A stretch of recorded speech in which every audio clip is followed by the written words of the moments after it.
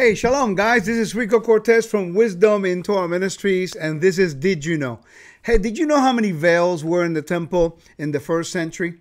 Did you know about the temple guard? Did you know about what was the original measurements of the temple? Did you know about the stoa in the southern part of the temple in the first century? And did you know who owned the stores that were there in the stoa, which Herod, the king of Israel at that time, expanded on the Temple Mount? Let's go right into the topic about the temple, which is an area that unfortunately has been misunderstood. And there's so many people opposed to the temple without really looking into it. And I pray and I submit to every single one of you that there's a lot of great information we can learn from and a lot of amazing information we can glean about the first century understanding of why Yeshua went into the temple and what was he trying to do. Is he talking against the temple service?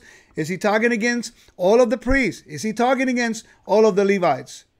No, he is using the temple as a way to let the people understand about the righteousness and justice of his Father, the Heavenly King.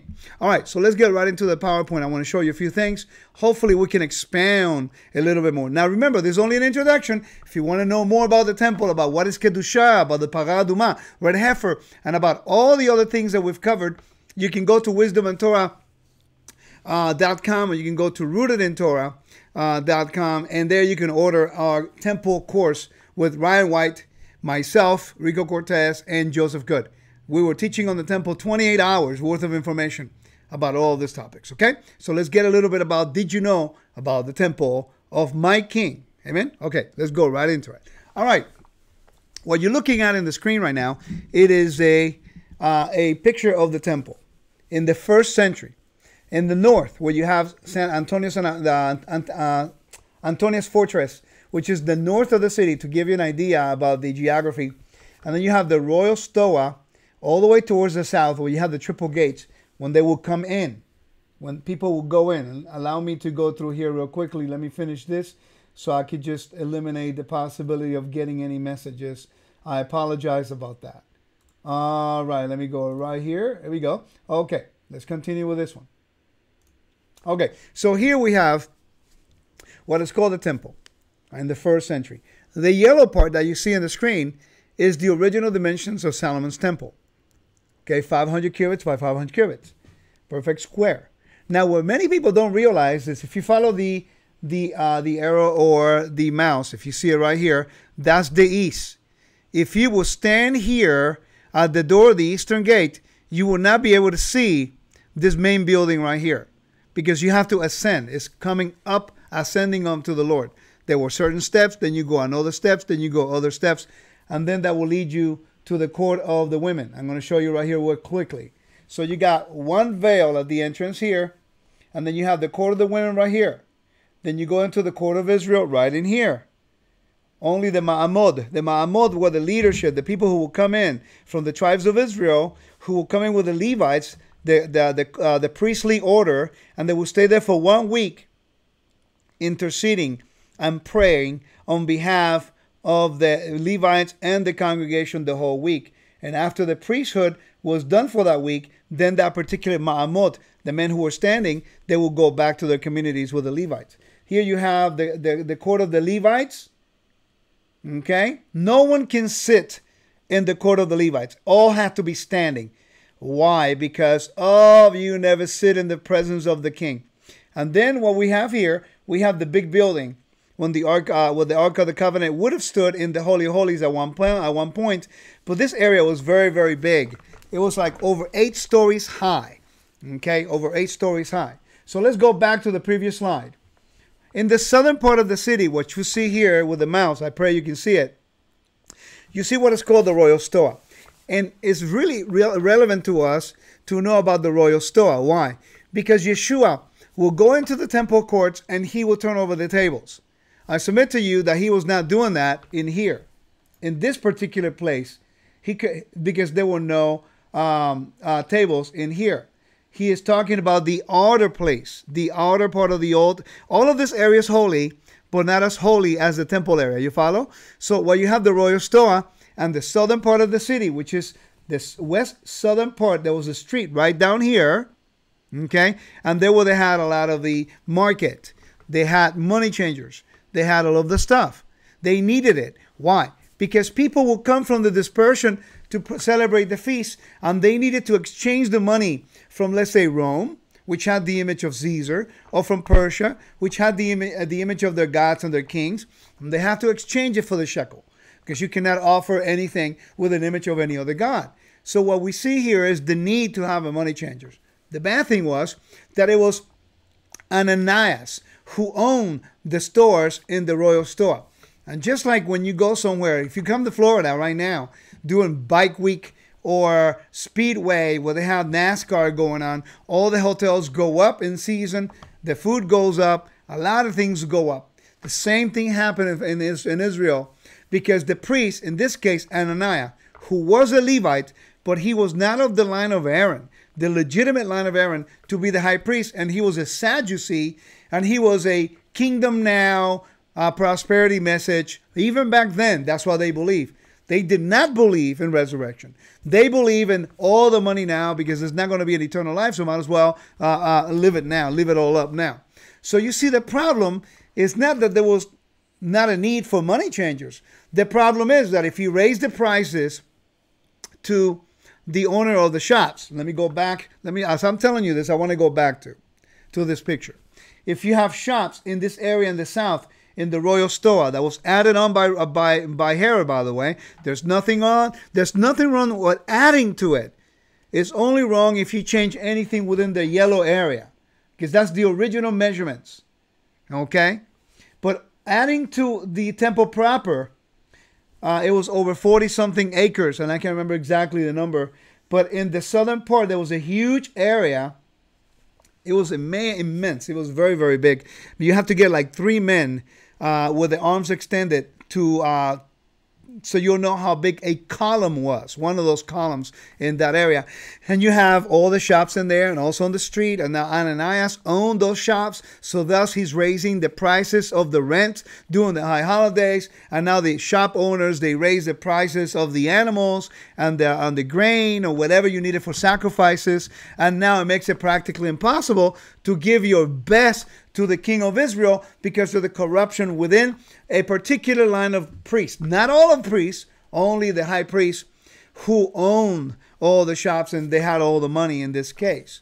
Okay? That when you will go into the temple, you have to go through the right. You cannot go on to the left unless you were in mourning. Okay? So let me go back to that so you see what I mean. So if you would enter the temple anywhere in any of the gates that you see around, you have to enter to the right.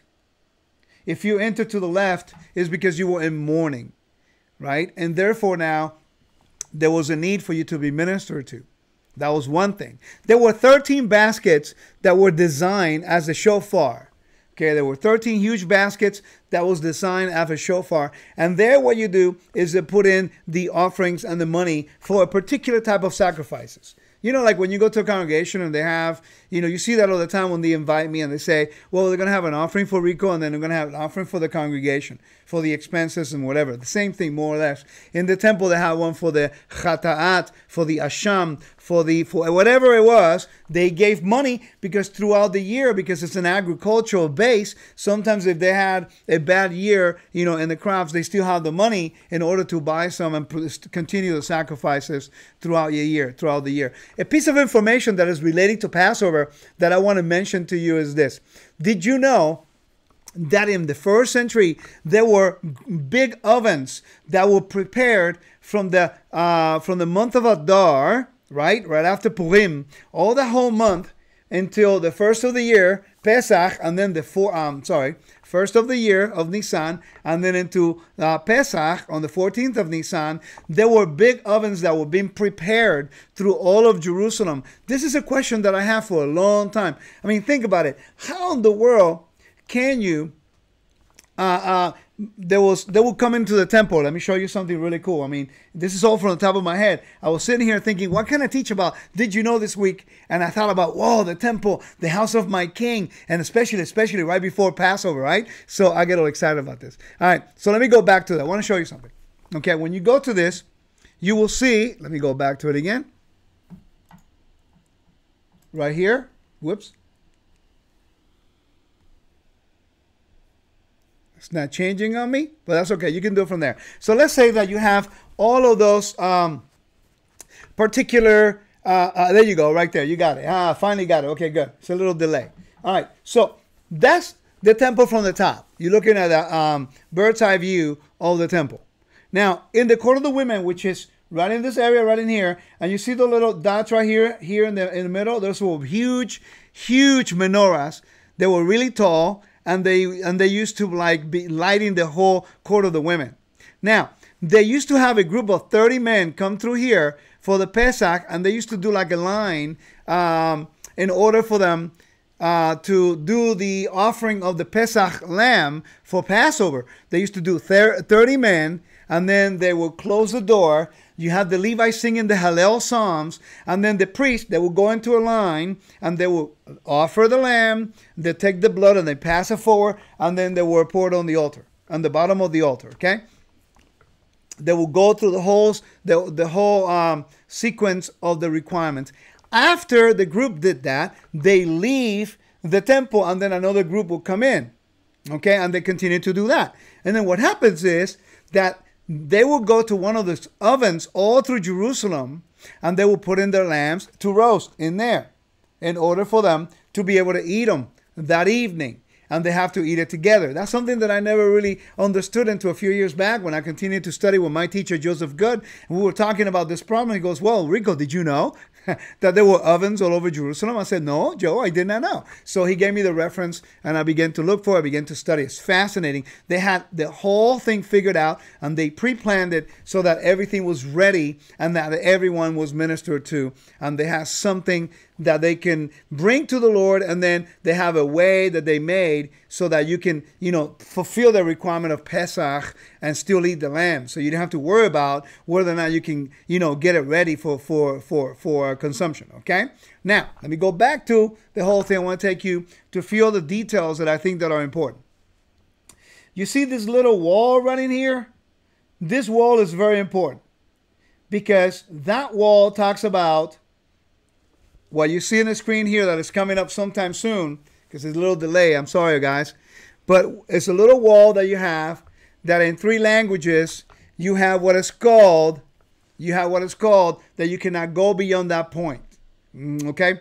No Gentile, uncircumcised, can go beyond that point. Let me see if it gets it now. Because all the electronic stuff, when you need it, you can't really get it. I don't understand why that always happens, but it always does. But what can you do? You just got to keep teaching. See, it doesn't come up. So anyway, let me continue to go back and see if I get the next one then. I pray that it gets this one. Because this is the one that I wanted to show you today. About the veils. Okay? It's not giving me. Nothing works when I need it. How odd, right? Anyway, so we have the veil. So now you have a veil right in here. Let me show you. You got a veil right in here. Sorry, guys. This thing keeps freezing on me. I apologize about that. But you have a veil at the entrance of the door. Okay, the eastern gate. And then you have a big veil at the Chechal, which is the entrance of the temple. Okay? And there, you have the veil was very big. Josephus talks about this particular veil. It was like close to 76 feet high. It was a handbreadth. It was this thick. Now that, in my opinion, based on the research, and Josephus talks about the beauty of the veil, that it was designed as the Milky Way. Okay? I believe that's the veil that rented, not the veil in the Holy of Holies. Now there were 4 veils in the temple at that time. One in the entrance of the temple, and then there's a door right after that. It will take a whole bunch of priests to open that door. Okay? And then there's the door, and then there's the 2 veils that separated the holy place from the Holy of Holies. Okay? Let me see if this is working now. Okay? You have the entrance of the temple right here. That's a big veil. See, oh, there it is. Beautiful. Hallelujah. Okay, so now we have this veil right here. That's the one I'm telling you about. That's the one Josephus talked about. It's about a handbreadth, and it was designed as a Milky Way. Okay, beautiful thing. Then you have the entrance. You see the doors right here? These were huge. Take a whole bunch of priests to open that. Then you have 2 veils that separated the holy place to the Holy of Holies. 2 veils. The priest will come through the south walk all the way to the north, and he will look to the west, and then he's there on Yom HaKippurim, Yom Kippur. But people forget the second story, which was a veil that came all the way from the top to the bottom, and there was a priest that would go up there once every 7 years to verify that everything was working correctly up there. There's no leaks with water. There's no animals in there. And he will go up every 7 years. There's a discussion among the rabbis whether it was every 3 years and every 7 years. Now, what's really interesting about this story is that there was a king of Israel. You're going to have to go back, look that up. It fails the name of my mind right now. I can't think of the name. There was a king of Israel that was hidden in the temple for 7 years.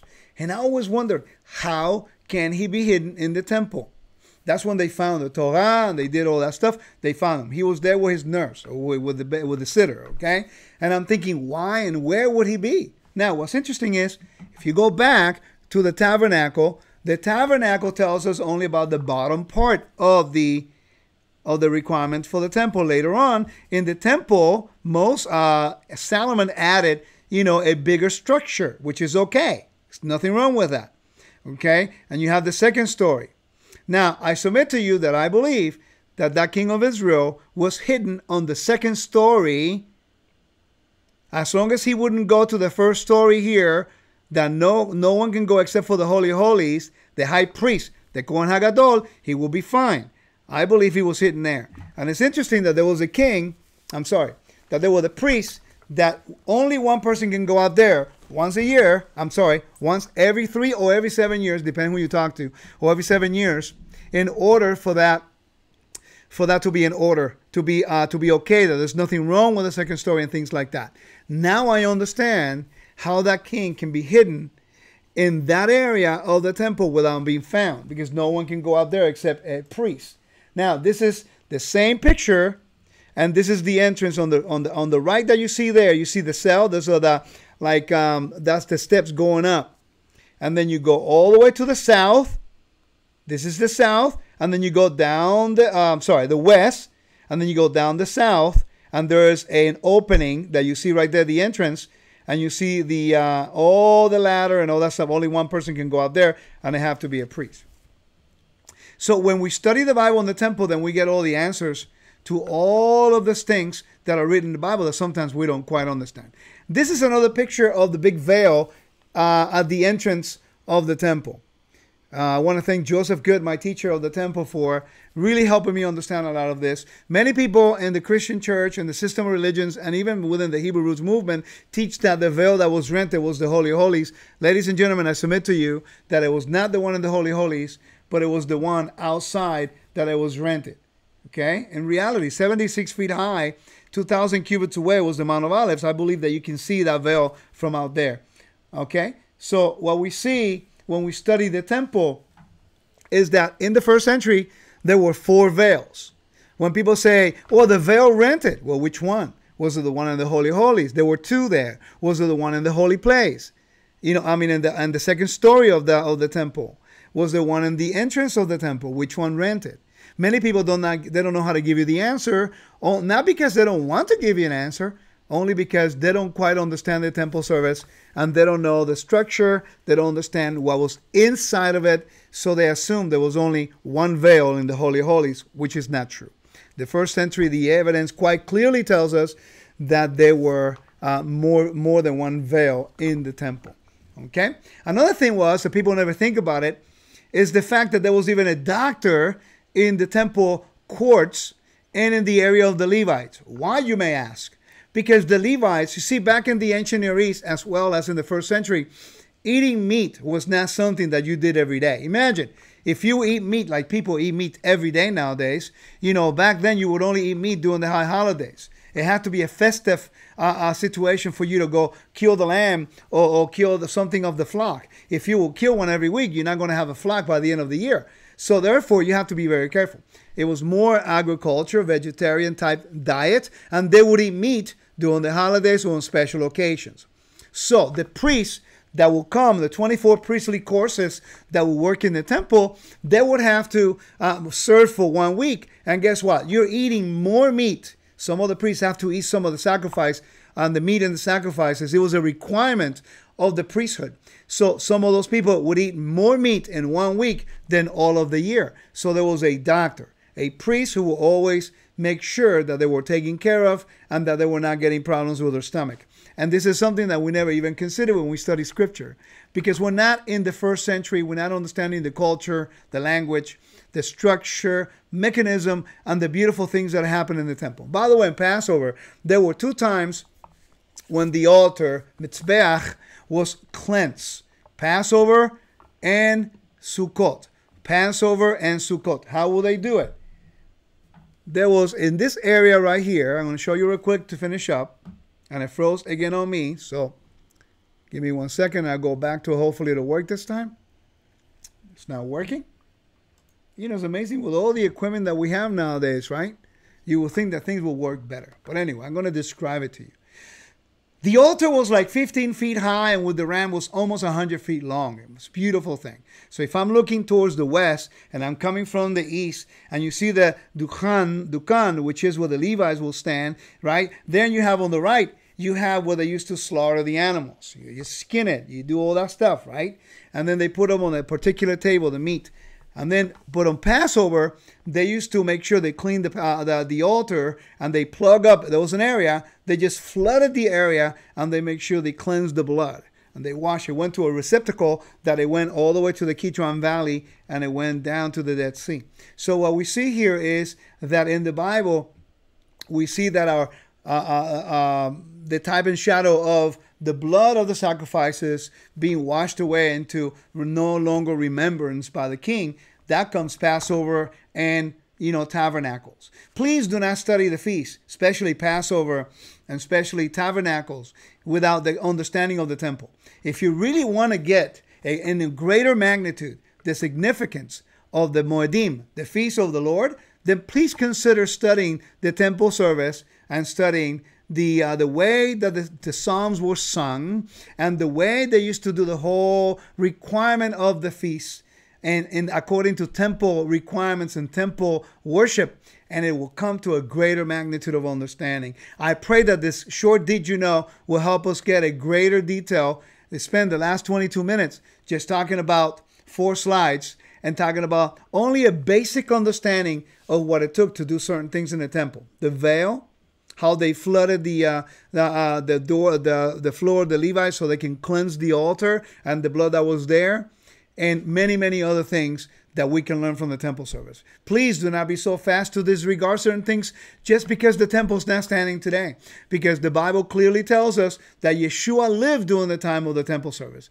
A lot of the most important things that happen in the ministry of our Messiah Yeshua happened during or around temple language.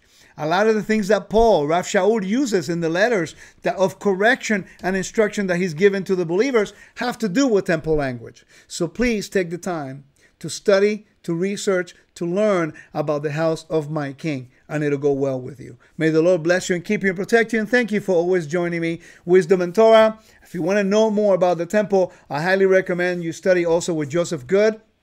Go to his website, search him out. Hatikva Ministries. And I pray that you'll be blessed on this Shabbat. Shalom. Take care of yourself. Bye-bye.